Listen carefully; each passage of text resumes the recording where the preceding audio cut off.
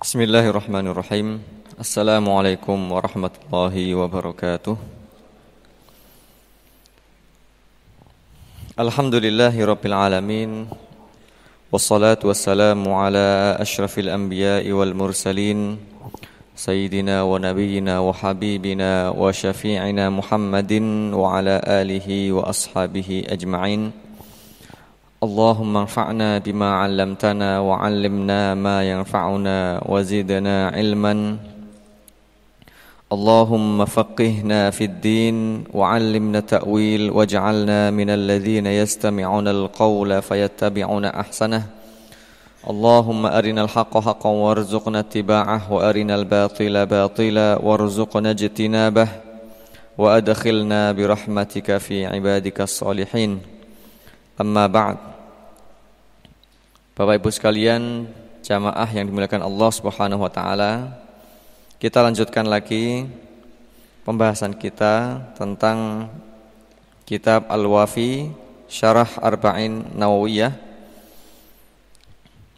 Kita sampai pada hadis nomor 23 tentang kullu khairin shadaqah, semua kebaikan adalah sedekah. An Abi Malikin Al-Harith bin Asim Al-Ash'ari radhiyallahu anhu qala qala Rasulullah sallallahu alaihi wasallam at-tuhuru syatrul iman walhamdulillahi tamla'ul mizan wa subhanallahi walhamdulillahi tamla'ani أو تملأ ما بين السماوات والأرض والصلاة نور والصدقة برهان والصبر ضياء والقرآن حجة لك أو عليك كل الناس يغدو فبائع نفسه فمعتقها أو موبقها. Rawahu Muslim. Artinya dari Abu Malik Al-Harith bin Asim Al-Ash'ari radhiyallahu anhu, beliau berkata bahwa Rasulullah sallallahu alaihi wasallam bersabda, bersuci itu bagian dari iman. Ucapan alhamdulillah memperberat timbangan kebaikan. Ucapan subhanallah dan ucapan alhamdulillah memenuhi ruangan antara langit dan bumi. Salat adalah nur, yaitu cahaya. Sedekah adalah burhan atau bukti nyata. Sabar adalah pelita. Dan Al-Quran adalah hujjah atau argumen yang membela atau menuntutmu. Semua orang berusaha, ia pertaruhkan dirinya, ada yang untung dan ada yang merugi. Hadis riwayat Muslim. Mufradatul hadis yang pertama, at-tuhuru artinya bersuci, yaitu satu pekerjaan yang dilakukan untuk menghapus hadas seperti wudu dan mandi junub, atau menghilangkan najis seperti membersihkan baju, badan dan tempat. Ada juga yang berpendapat bahwa yang dimaksud dengan tuhur, bersuci, di atas adalah wudu. Jadi bersuci adalah syatrul iman, bagian daripada keimanan. Ini redaksi yang benar, yang sahih. Adapun yang mungkin sering kita dengar bahwa an-nadzafatu minal iman, itu lafalnya tidak sahih, meskipun maknanya boleh diterima. Ya, kebersihan bagian dari keimanan. Itu sebenarnya lafal yang benar adalah at-tuhuru syatrul iman. Bersuci itu merupakan bagian dari keimanan. Mengapa? Sebab yang bersih belum tentu suci. Yang bersih belum tentu suci. Ada kalanya baju bersih, tapi kalau terkena najis meskipun sedikit maka tidak dikatakan suci. Sehingga yang lebih tepat kalimatnya adalah bersuci bagian dari keimanan. Dan tadi telah disebutkan bersuci adalah aktivitas menghilangkan hadas, baik itu hadas besar ataupun hadas kecil. Hadas besar seperti junub. Orang yang junub maka dia bersuci dengan cara mandi. Sedangkan hadas kecil seperti buang angin, buang air dan sebagainya, maka itu bisa dibersihkan atau disucikan dengan berwudu. Begitu juga bersuci dari najis, yaitu membersihkan badan, baju dan tempat. Itu adalah syarat sahnya sholat. Sholat tanpa bersuci tidak akan diterima, baik dalam hal hadas maupun dalam hal najis. Selama masih ada maka sholat kita tidak diterima. Syatrun artinya setengah. Sebagaimana disebutkan dalam riwayat Ahmad dan Tirmidzi. Meskipun sebagian ulama mengartikan syatrun ini adalah bagian yang tidak harus setengah. Artinya kalau setengah itu kan 50%. Akan tetapi sebagian ulama mengatakan tidak harus 50%. Yang penting bagian daripada iman, baik itu setengah ataupun kurang daripada setengah. Itu artinya syatrun. Alhamdulillah artinya segala puji bagi Allah atau pujian bagi Allah. Maksudnya adalah pahala dari pujian tersebut, yaitu ucapan alhamdulillah. Itu yang dimaksud memenuhi timbangan tadi. Al-mizan yaitu timbangan, maksudnya sisi timbangan baik dari timbangan yang dipergunakan untuk menimbang amalan-amalan manusia pada hari kiamat.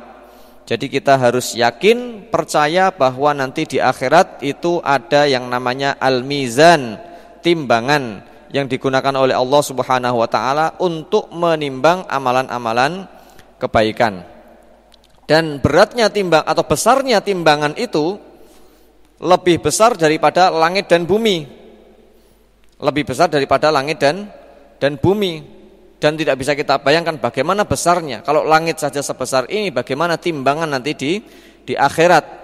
Dan nanti amalan-amalan soleh itu akan Allah ubah menjadi makhluk yang bisa ditimbang, yang memiliki berat. Jadi segala macam amal soleh, baik itu sholat, puasa, zikir, sedekah, semua itu Allah akan rubah menjadi makhluk yang bisa ditimbang, punya berat. Jadi amalan-amalan itu punya berat yang nanti akan diletakkan di timbangan. Kalau amalan itu baik maka akan diletakkan di sisi yang baik. Kalau amalan itu buruk begitu juga sama, Allah ganti dengan makhluk. Ya Allah ubah bentuknya menjadi makhluk yang bisa ditimbang. Maka amalan itu akan saling memotong. Ya, beratnya itu akan saling memotong. Mana yang lebih berat? Kalau lebih berat timbangan kebaikannya, maka orang tersebut akan masuk ke dalam surga. Tapi kalau lebih banyak atau lebih berat timbangan amal buruknya, maka dia akan masuk ke dalam neraka. Nah, di antara amalan yang dapat memenuhi timbangan itu dalam hadis ini adalah ucapan alhamdulillah. Alhamdulillah yang sangat mudah diucapkan, sangat ringan sekali. Tidak perlu banyak tenaga yang keluar, akan tetapi ternyata beratnya itu di akhirat nanti sampai memenuhi timbangan. Kemudian subhanallah artinya maha suci Allah, maksudnya pahala dari pengucapan kalimat tersebut, yaitu memenuhi langit dan bumi.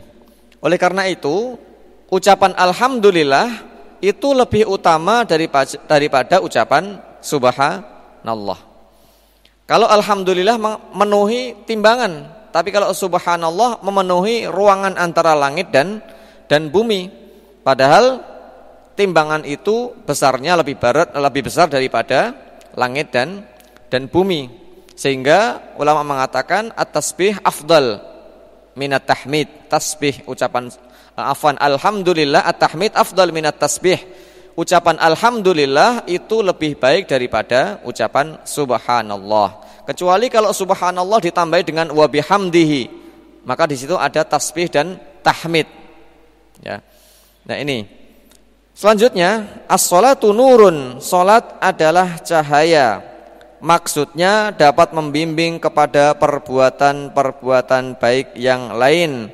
Ibarat sebuah lampu yang menerangi jalan seseorang yang akan melewati jalan yang gelap. Maka tanpa sholat seseorang ibarat jalan di tempat yang gelap tanpa membawa cahaya.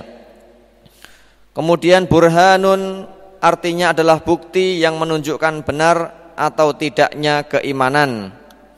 Kemudian as-sabru artinya sabar, yaitu menahan diri dari berbagai angan-angan dan komitmen terhadap kebenaran meskipun penuh onak dan duri. Diyaun artinya cahaya yang benderang. Maksudnya dengan kesabaran segala kesusahan akan menjadi mudah. Apa bedanya nurun dengan diyaun? Kalau nurun, as-salatu nurun, salat adalah cahaya. Sedangkan as-sabru diyaun, sabar adalah diya. Dalam bahasa Indonesia mungkin terjemahannya sama, tapi dalam bahasa Arab keduanya memiliki perbedaan. Kalau nur itu cahaya yang diakibatkan oleh cahaya yang lain. Artinya cahaya itu hanyalah pantulan. Seperti bulan. Bulan punya cahaya, tapi cahaya itu dari pantulan sinar matahari. Tapi kalau matahari itu cahayanya dari dirinya sendiri. Nah, bulan itulah yang dinamakan dengan nur. Sedangkan matahari itu adalah diya. Diya, ya, memancarkan sinar sendiri dan memiliki panas. Itu namanya diya. Maka as-sabru diya. Sabar itu adalah sinar yang memancar dari dirinya sendiri dan memiliki panas. Ini arti kata diyaun. Kemudian hujjatun artinya adalah argumen yang mendukung atau yang menuntut, ya, hujjatun. Kalau hujjatun laka itu berarti Al-Qur'an akan membelamu, tapi kalau hujjatun alaika maka Al-Qur'an itu yang justru akan menuntutmu. Maksudnya apa? Maksudnya Al-Qur'an itu nanti di akhirat bisa menjadi pembela atau sebaliknya bisa menjadi penuntut. Pembela bagi siapa? Tentu saja pembela bagi orang-orang yang membacanya, memahaminya, mengamalkannya dan mendakwahkannya. Sedangkan bagi orang yang tidak melakukan itu semuanya, maka Al-Qur'an akan menjadi penuntut. Bahkan yang hanya sekedar membaca tapi tidak mengamalkan itu juga akan dituntut oleh Al-Qur'an. Yaghdu berangkat di pagi hari. Kemudian ba'i'un nafsahu menjual dirinya untuk Allah Subhanahu wa taala dengan menaati semua perintah dan menjauhi larangannya, atau untuk setan dan hawa nafsunya dengan berbuat maksiat. Setiap orang itu menghambakan diri. Semua orang itu punya Tuhan, sekalipun dia seorang ateis, akan tetapi Tuhannya berbeda-beda. Kalau orang yang beriman, bertauhid, Tuhannya adalah Allah Subhanahu wa taala, tapi kalau orang yang kafir, orang yang musyrik, orang yang ateis sekalipun, Tuhannya adalah hawa nafsunya sendiri dan setan. Mu'tiquha artinya membebaskannya. Maksudnya membebaskannya dari kehinaan di dunia dan siksa di akhirat. Mubiquha artinya membinasakannya. Maksudnya membinasakannya dengan perbuatan maksiat yang berakibat ditimpakannya siksa di akhirat. Jadi orang itu dia akan membebaskan dirinya sendiri kalau dia ikut kepada Allah Subhanahu wa taala, atau dia membinasakan dirinya sendiri kalau dia tidak ikut kepada Allah Subhanahu wa taala. Nah, hadis ini menjelaskan tentang berbagai macam hal. Maka insyaallah akan kita bahas satu persatu poin yang disebutkan di dalam hadis ini.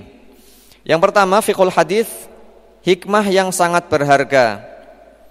Seringkali Rasulullah sallallahu alaihi wasallam menasihati para sahabat dengan lafal yang singkat namun jelas, mencakup semua kebaikan dan peringatan dari semua kejahatan.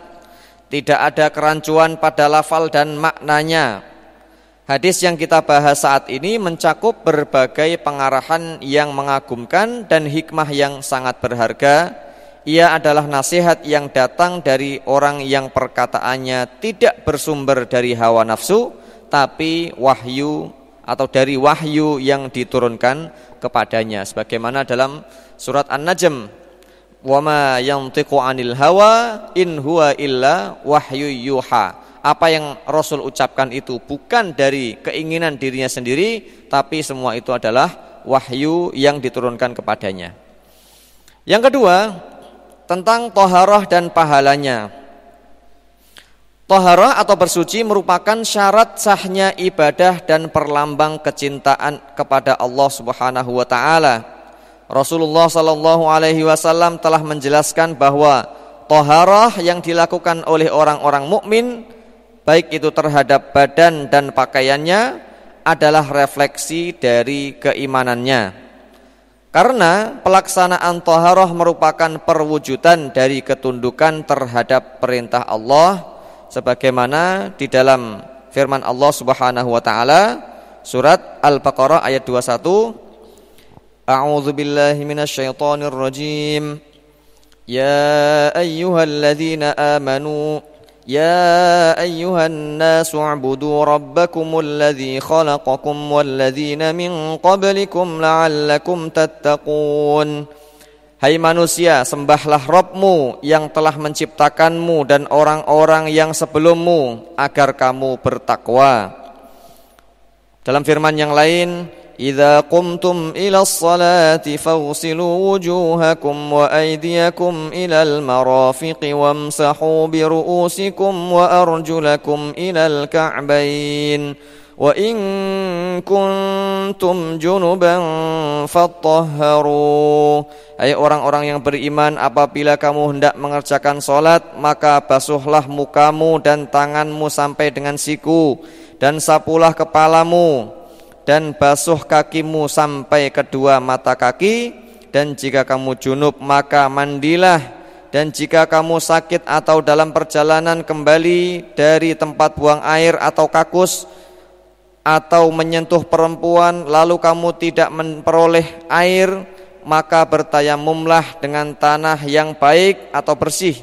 Sapulah mukamu dan tanganmu dengan tanah itu. Allah tidak menghendaki atau tidak hendak menyulitkan kamu, tetapi Dia hendak membersihkan kamu dan menyempurnakan nikmatnya bagimu supaya kamu bersyukur. Kemudian dalam ayat yang lain, wathiyabaka fatahhir, dan pakaianmu bersihkanlah. Ini semua dilakukan agar ketika menghadap Allah dalam keadaan bersih dan penampilan yang baik, hingga layak untuk mendapatkan kecintaan Allah, karena Allah mencintai orang-orang yang suka bertaubat dan menyukai orang-orang yang menyucikan diri. Innallaha yuhibbut tawwabina wa yuhibbul mutatahhirin. Sesungguhnya Allah menyukai orang-orang yang taubat, yaitu orang-orang yang sering tawwabin, itu yang suka bertaubat, dan juga orang-orang yang al-mutatahhirin, yang suka menyucikan diri. Jadi bersuci itu wajib bagi orang yang hendak beribadah. Khususnya sholat tidak akan diterima kecuali dengan bersuci.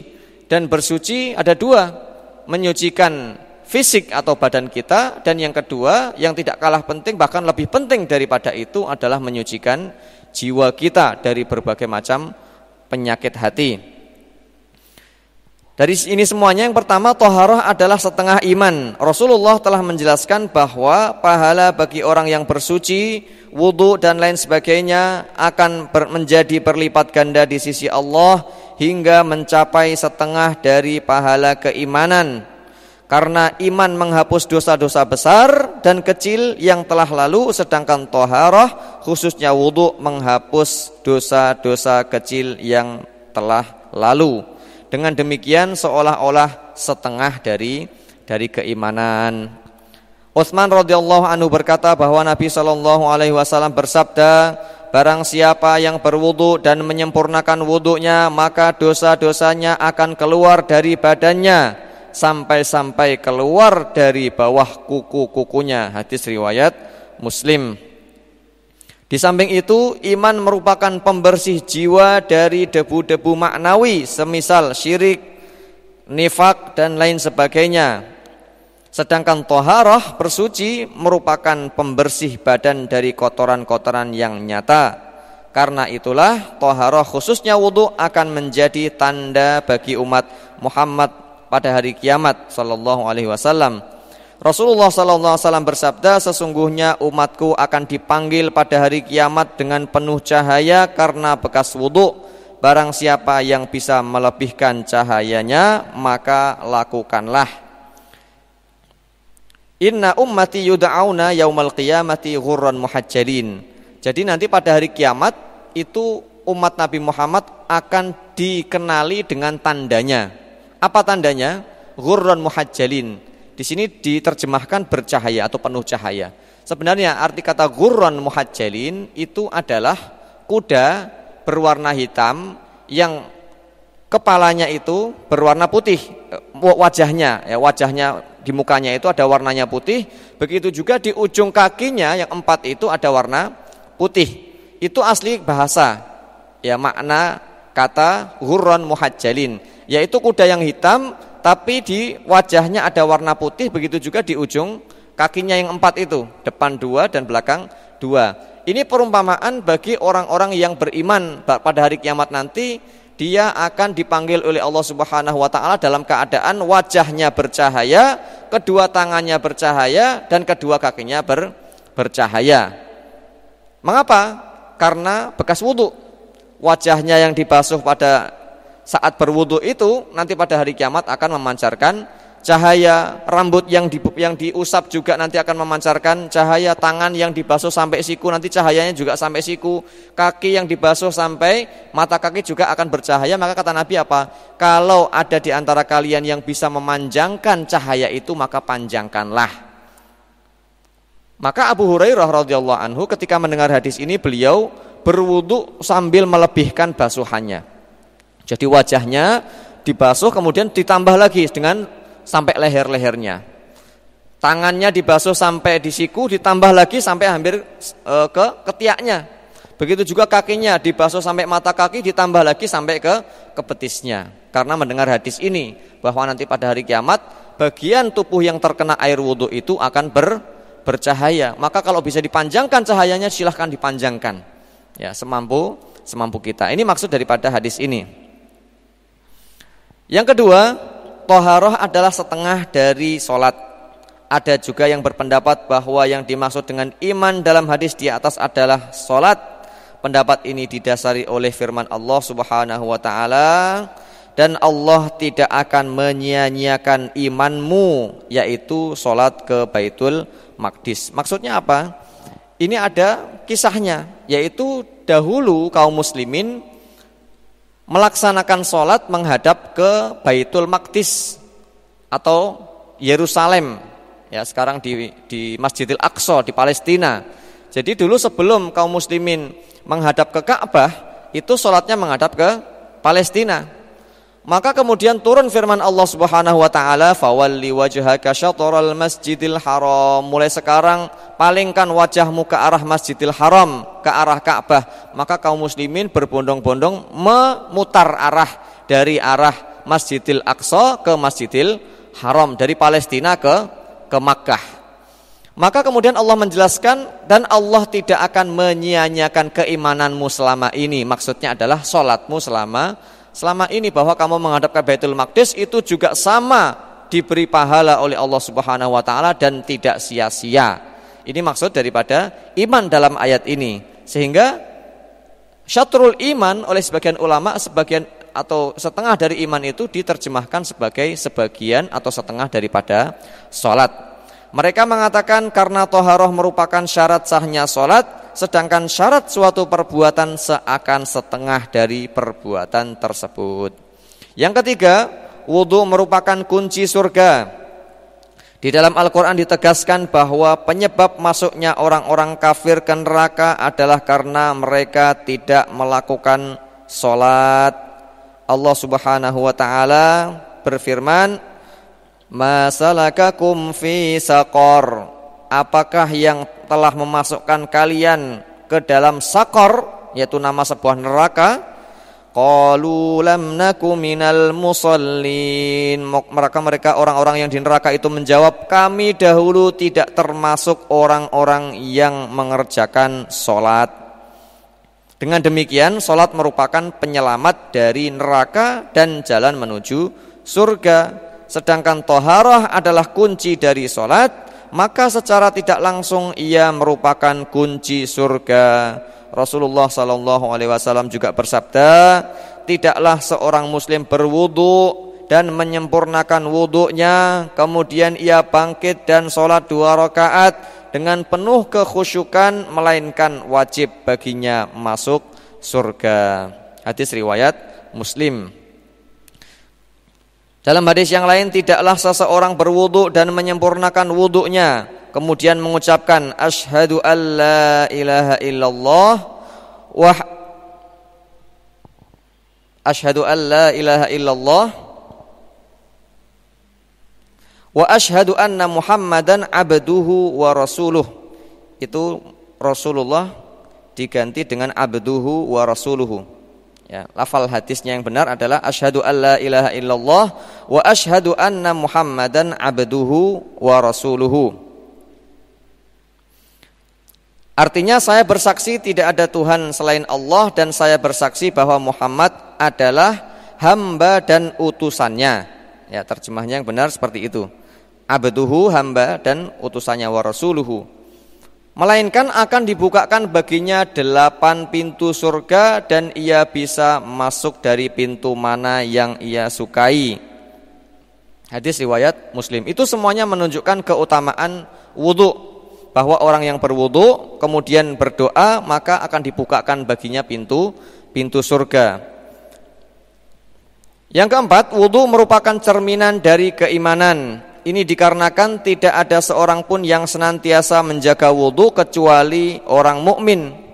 Rasulullah SAW bersabda, tidak akan ada yang menjaga wudu selain orang yang beriman. Dan memang wudu ini hanya dilakukan oleh orang-orang mukmin saja.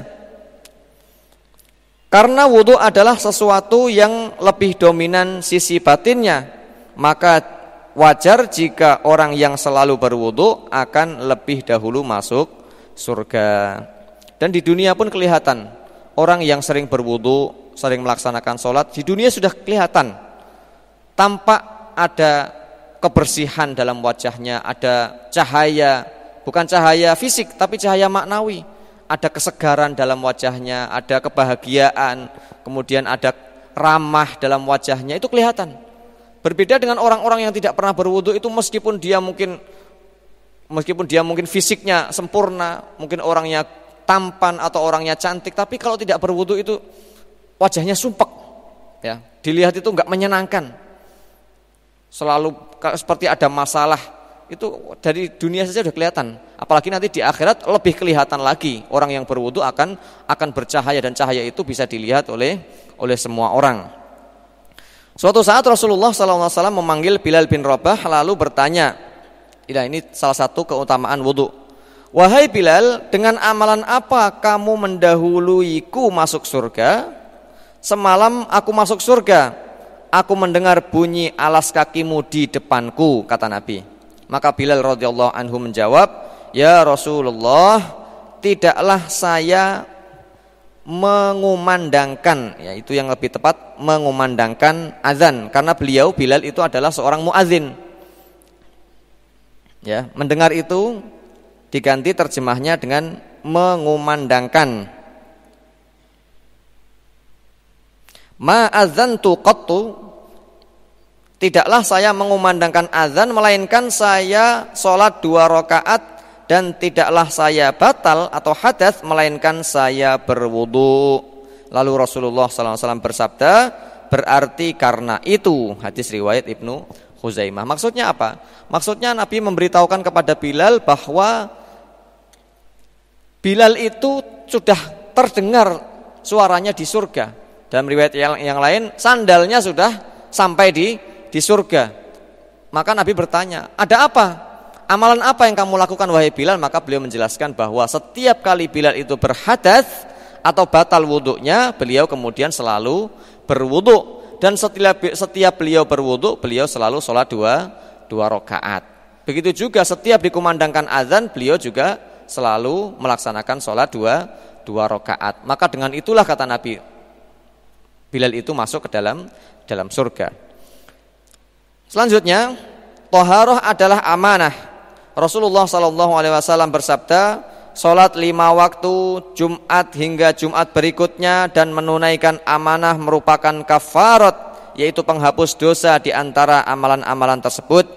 Kemudian ditanyakan, apa yang dimaksud dengan menunaikan amanah? Rasulullah SAW menjawab, yaitu mandi junub, karena di bawah setiap rambut adalah janabat yang harus dibersihkan. Hadis riwayat Ibnu Majah. Maksudnya sholat 5 waktu itu adalah dari satu sholat ke sholat yang lain, itu menghapuskan dosa-dosa kecil di antara keduanya. Begitu juga antara sholat Jumat dengan Jumat yang lain, itu menghapus dosa-dosa kecil di antara 2 Jumat tersebut. Dalam riwayat yang lain, wa ramadhanu ila ramadhan, satu Ramadan dengan Ramadan yang berikutnya, itu juga bisa menghapus dosa-dosa kecil di antara keduanya. Tapi syaratnya selama dosa-dosa besar dihindari. Nah, ini menunjukkan pentingnya thaharah. Ya, tadi thaharah adalah amanah, yaitu mandi junub, karena di setiap rambut adalah janabat yang harus dibersihkan. Maka dalam riwayat yang lain, kita diperingatkan supaya jangan sampai meninggalkan satu bagian tubuh pun yang tidak terkena air ketika mandi junub. Dalam fikih sudah dijelaskan bahwa mandi junub itu rukunnya adalah pertama niat, yang kedua membasuhkan air ke seluruh tubuh dan harus mengenai seluruh bagian tubuh kita, baik itu rambut maupun kulit. Maka kalau ada satu bagian, baik itu rambut kita ataupun kulit kita yang tidak terkena air mandi itu, maka nanti akan terkena api neraka. Ya, nanti akan terbakar oleh api neraka. Sehingga ketika kita mandi junub, kita harus perhatian betul, jangan sampai ada yang masih kering. Kita basahi semua badan kita, khususnya bagian-bagian yang tersembunyi seperti antara 2 jari, kemudian lipatan-lipatan tubuh itu harus kita gosok supaya air masuk ke dalam bagian itu. Karena kalau tidak, maka bagian yang kering itu nanti di hari kiamat akan tersentuh api neraka. Mandi junub adalah masalah batin yang dilaksanakan pada badan. Tidak ada yang mengetahui hakikatnya kecuali Allah Subhanahu wa taala. Kotoran tersebut tidak akan hilang kecuali dengan usaha dan niat yang dilakukan orang yang bersangkutan. Sedangkan niat adalah masalah khafi, yang tersembunyi atau tidak tampak. Karena itu menghilangkan kotoran dengan thaharah merupakan termasuk menunaikan amanah. Dalam riwayat Abu Darda disebutkan, Allah tidak mempercayai anak Adam dalam urusan agama selain mandi junub. Yang ke-6, membersihkan hati. Thaharah tidak akan ada gunanya jika hanya sebatas mensucikan anggota badan dan tidak diiringi dengan thaharah batin. Karena itu membersihkan badan bagi seorang muslim harus diiringi dengan membersihkan hati, meluruskan niat dan tujuan, serta konsisten dalam setiap perbuatan. Bahkan Imam Ghazali telah menafsirkan kata tuhur dalam hadis di atas dengan bersihnya hati dari segala dendam, dengki dan penyakit-penyakit hati lainnya. Karena iman akan sempurna dengan hal-hal tersebut. Beliau juga menafsirkan thaharah dengan meninggalkan maksiat dan dosa. Allah Subhanahu wa taala menceritakan perkataan kaum Nabi Lut tentang Nabi Lut alaihi salam dan pengikutnya yang tidak mau berbuat zina. Yang lebih tepat adalah perbuatan homoseks, ya, karena kaumnya Nabi Lut itu mereka melakukan tindakan homoseks. Maka orang-orang atau kaumnya Nabi Lut itu mereka mengejek Nabi Lut. Nah, ini juga menjadi pelajaran bagi kita, jangan kita mengikuti ucapan kaum Nabi Lut. Apa ucapannya? Mereka mengatakan sesungguhnya mereka adalah orang-orang yang berpura-pura menyucikan diri, atau bahasa kita apa? Sok suci. Itu ucapan yang dilontarkan oleh kaum Nabi Lut kepada Nabi Lut. Jadi Nabi Lut itu dituduh sebagai orang yang sok suci. Maka jangan sampai kita ikut-ikutan menggunakan kata sok suci. ya. Sok suci itu adalah ejekan bagi orang yang memang berniat untuk kebaikan. Ada orang bertaubat kemudian diejek, alah sok suci. Ada orang nggak mau melakukan kejahatan maka kemudian diejek sok suci. Itu yang pertama kali mengucapkan adalah kaumnya Nabi Lut. Yang diejek adalah Nabi Lut. Nabi Lut itu diejek dengan sok suci, ya. Tidak ada istilah sok suci itu. Kalau ada orang yang bertaubat dia ingin baik, ya berarti dia ingin baik, bukan sok suci. Maka tidak boleh kita menggunakan kalimat ini untuk mengejek orang-orang yang memang menginginkan kebaikan, ya. Kadang-kadang kan ada orang yang baru mau berangkat ke masjid atau diajak sesuatu kemudian dia menolak, kemudian alah kamu sok suci. Biasanya juga enggak begitu. Nah, ini ucapan yang tidak benar, yang tidak baik untuk diucapkan. Dan itu yang pertama kali mengucapkan adalah kaumnya Nabi Lut. Kemudian poin terakhir yang disampaikan tadi maksudnya adalah bahwa kalau kita selama ini untuk melaksanakan sholat kita sibuk menyucikan badan kita, maka jangan sampai kita lupa terhadap kesucian yang lebih penting daripada kesucian badan, yaitu kesucian batin, hati kita. Kalau masalah badan saja kita membersihkan sampai serius, ya betul-betul kita gosok badan kita, bahkan kalau kita mandi kita pakai sabun, kemudian rambut diberi shampoo dan seterusnya, maka dalam urusan batin kita seharusnya juga sama atau bahkan lebih serius daripada urusan badan kita. Kita harus membersihkan hati kita dari penyakit dengki, iri kepada sesama. Kita membersihkan hati kita dari rasa sombong terhadap orang lain, meremehkan orang lain, kemudian riya, pengen dilihat orang, sum'ah, pengen didengar orang, ujub, merasa bangga diri, dan berbagai penyakit lain yang ada di dalam hati itu yang justru lebih membahayakan daripada hanya sekedar penyakit fisik. Kalau orang kena penyakit fisik setelah dia meninggal dunia selesai, tidak masalah, ya. Tapi kalau orang terkena penyakit hati, maka sampai meninggal dunia penyakit itu akan terus dia bawa dan akan dia pertanggungjawabkan. Ini dahsyatnya penyakit hati. Maka kita harus lebih serius membersihkan hati kita ini, melebihi seriusnya kita dalam membersihkan badan. Yang ketiga, tentang zikrullah, yaitu zikir kepada Allah. Zikir artinya adalah ingat. Maka zikrullah artinya adalah ingat kepada Allah.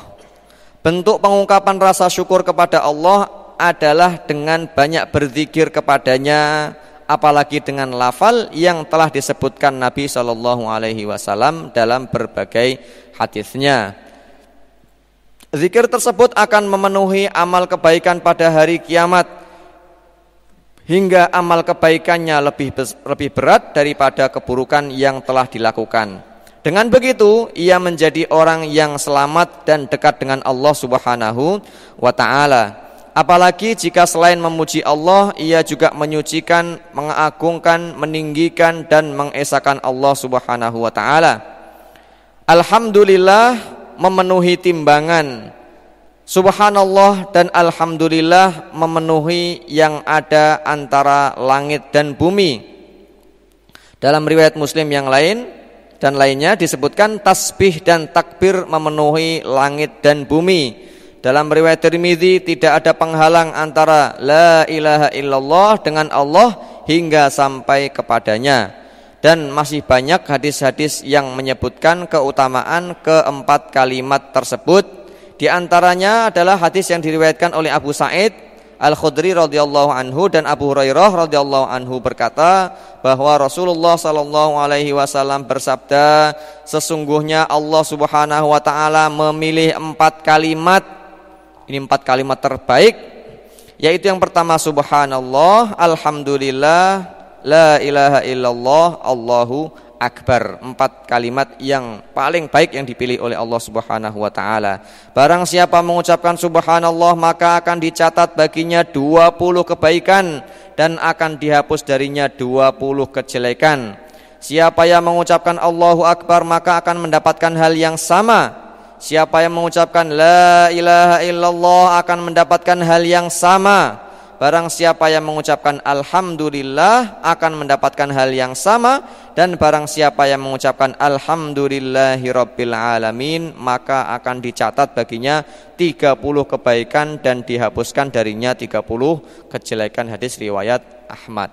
Tentu saja masalah kebaikan, masalah kejelekan yang dihapus ataupun yang ditambah oleh Allah Subhanahu wa taala itu masalah ghaib yang kita sampai sekarang juga tidak bisa melihatnya. Bagaimana wujud kebaikan yang diberikan Allah itu atau wujud kejelekan yang dihapus oleh Allah. Intinya bahwa nanti kebaikan dan keburukan itu akan berubah menjadi wujud makhluk yang akan ditimbang, maka semakin banyak kita mengucapkan kalimat-kalimat thayyibah ini, maka akan semakin banyak timbangan-timbangan amalan kebaikan bagi kita. Selanjutnya, barang siapa yang mengucapkan kalimat-kalimat di atas dengan meyakini sepenuhnya apa yang diucapkan dan merenungi makna yang terkandung di dalamnya, maka akan mendapatkan pahala yang besar. Andai diukur tentulah akan memenuhi antara langit dan bumi.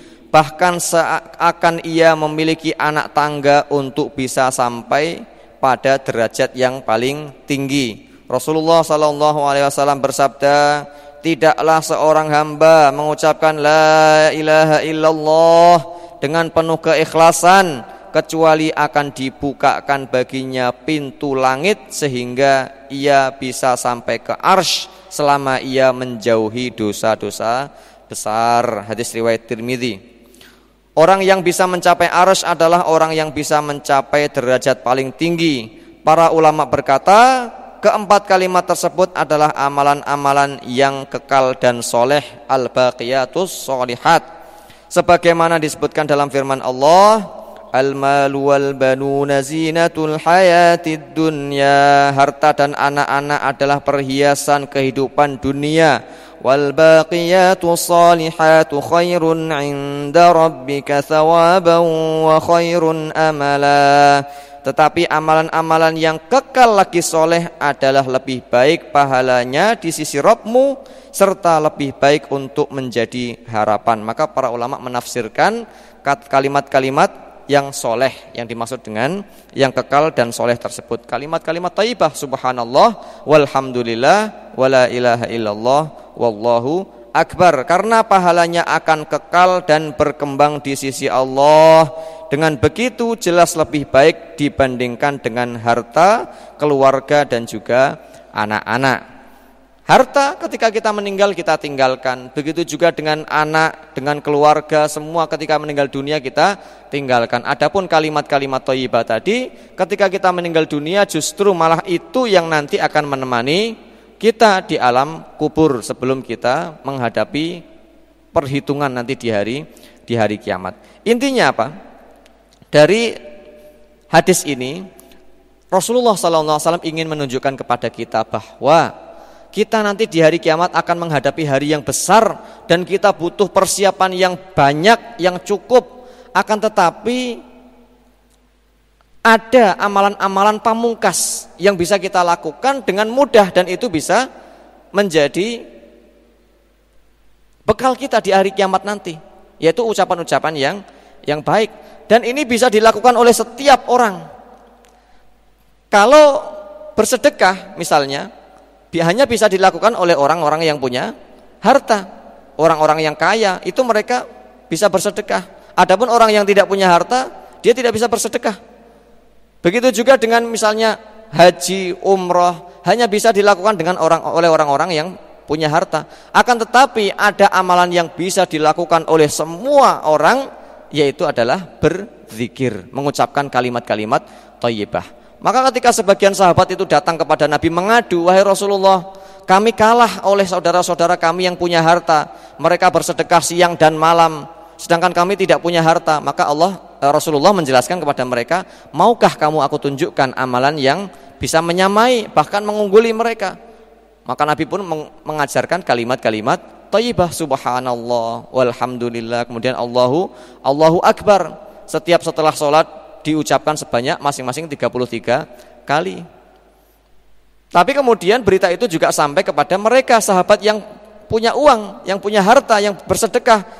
Maka kemudian sahabat yang tadi mengadu itu datang lagi kepada Rasulullah, wahai Rasulullah, rahasianya sudah ketahuan sama mereka. Maka Nabi mengatakan, ya itulah karunia yang diberikan oleh Allah kepada siapapun yang dikehendaki.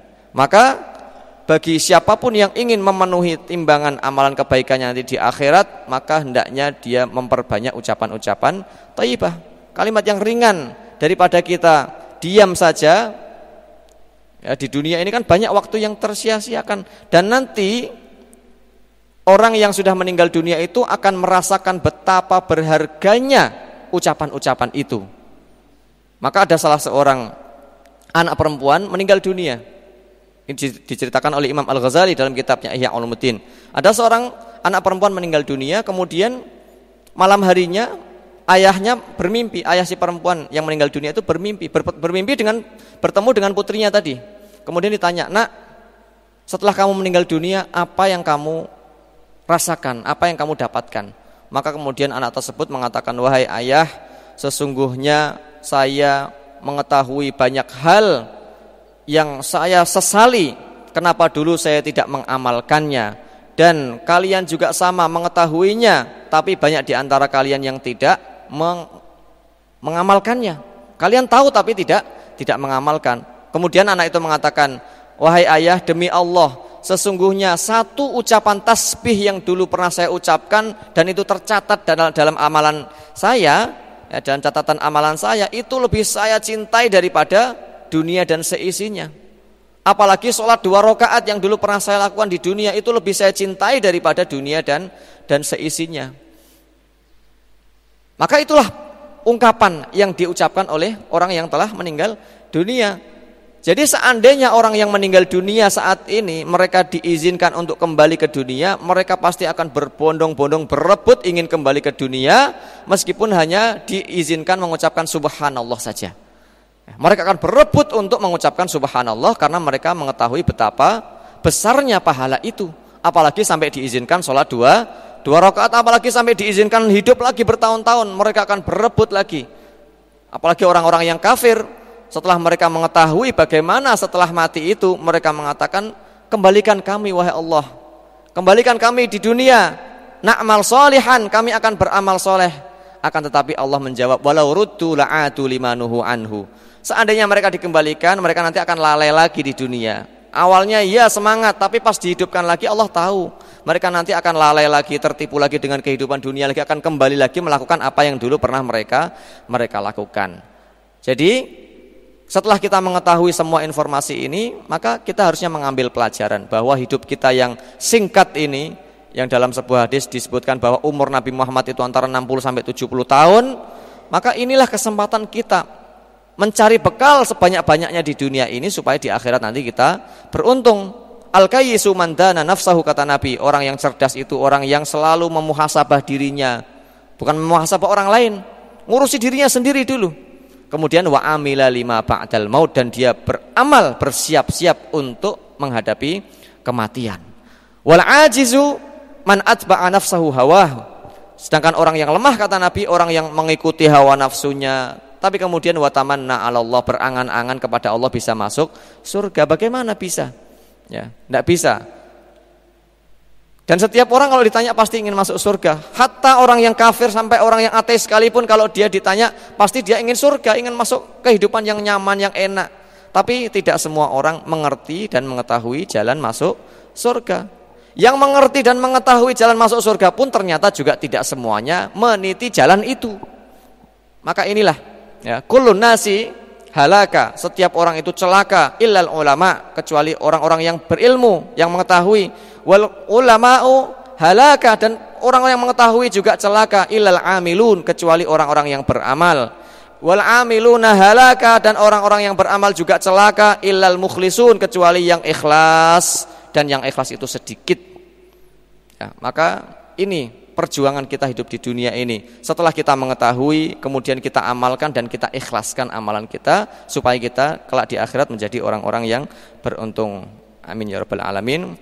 Walhamdulillahirabbil alamin, wa sallallahu ala sayyidina Muhammadin wa ala alihi wa ashabihi ajmain. Kita cukupkan sampai di sini, insyaallah kita lanjutkan pada pertemuan yang akan datang. Wassalamualaikum warahmatullahi wabarakatuh.